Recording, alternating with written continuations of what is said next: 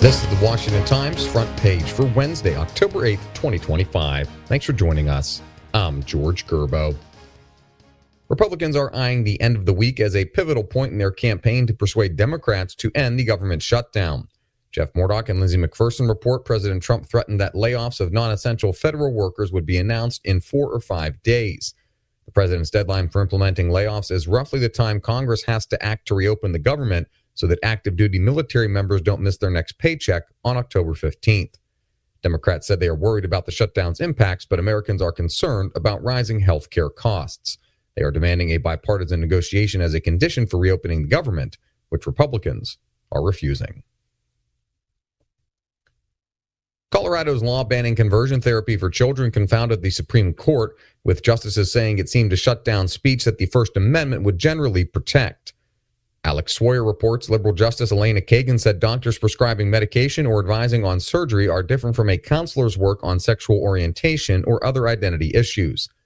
Conservative Justice Samuel Alito offered a similar hypothetical, and liberal Justice Sonia Sotomayor suggested the case may be premature.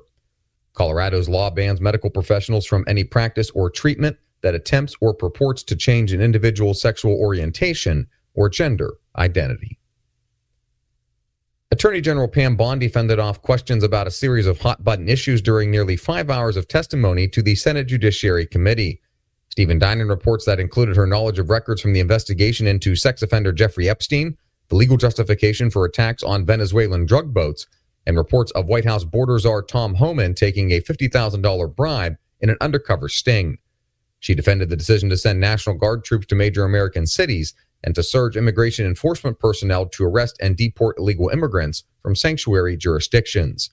She also accused Democrats of allowing a hatred of President Trump to leave law enforcement agents patrolling their cities without pay.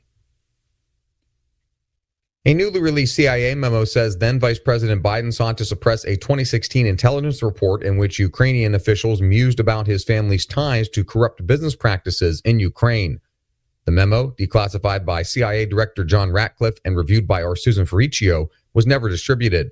According to a 2016 email from an unidentified intelligence liaison, Biden ordered it not disseminated.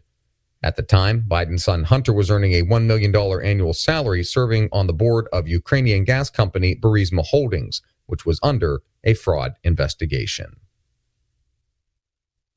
And finally, intelligence officials say Russia is helping fuel a wave of illegal migrants trying to gain entry to the European Union as part of an organized campaign to undermine European leaders. Joseph Hammond reports Latvia, Estonia, Lithuania, Poland, Norway, and Finland have noted significant increases in the number of asylum seekers and illegal immigrants in recent years. No NATO country has a longer border with Russia than Finland. After Finland joined NATO in 2023, hundreds of migrants crossed the 830-mile border. Finnish officials blame the movement on Russian facilitation.